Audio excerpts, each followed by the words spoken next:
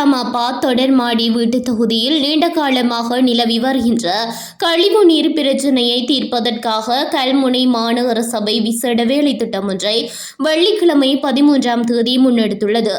கல்முனை மாநகர ஆணையாளர் ATM ராஃபி அவர்களின் பணிப்புரைக்கு அமைவாக இதற்கான அவசர நடவடிக்கை எடுக்கப்பட்டுள்ளது.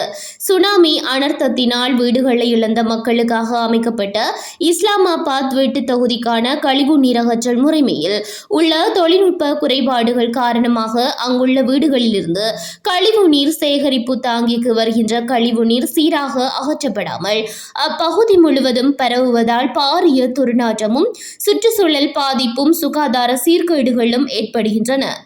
இதனால் குறித்த வீட்டு தொகுதியில் வாழ்கின்ற மக்கள் மாத்திரமல்லாமல் சுற்றி வரவுள்ள அனைத்து மக்களும் பெரும் அசௌகரியங்களையும் டெங்கு உள்ளிட்ட நோய் அபாயங்களையும் எதிர்நோக்கி வருகின்றனர். இஸ்லாமாபாத் எனும் பாரம்பரிய ஊரொன்றின் பாரிய துயரமாக இப்பிரச்சினை கருதப்படுகின்றது.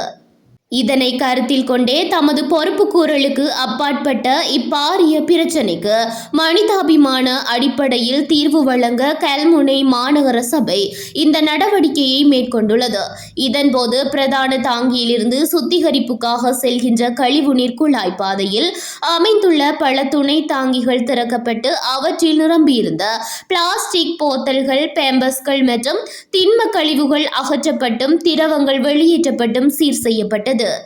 அடிக்கடி இப்பிரச்சினை தலை தூக்குகின்ற சந்தர்ப்பங்களில் இதற்கு முன்னரும் பல தடவைகள் கல்முனை மாநகர சபை இவ்விடயத்திற்கு உதவி வந்துள்ளதாகவும் தெரிவிக்கப்படுகின்றது.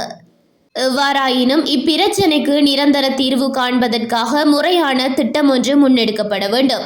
இது தொடர்மாடி வீட்டு தொகுதி என்பதால் அதன் பராமரிப்புக்கென ஆதன முதலீட்டு குழு ஒன்று அமைக்கப்பட்டு அதன் மூலமே அனைத்து செயற்பாடுகளும் முன்னெடுக்கப்பட வேண்டும் என்றும் வலியுறுத்தப்படுகின்றது. கல்முனை இஸ்லாமாபாத் தொடர்மாடி வீட்டு தொகுதியில் கடந்த பல வருடங்களாக இக்குழு செயற்பாட்டில் இல்லை என தெரிய வருகின்றது. இது விடயத்தில் சம்பந்தப்பட்ட தரப்பினர் கூடிய கவனம் செலுத்தி கொண்டோமினியம் குழுவை செயற்படுத்துவதற்கு உடனடி நடவடிக்கை எடுக்கப்பட வேண்டும் எனவும் வலியுறுத்தப்படுகின்றது.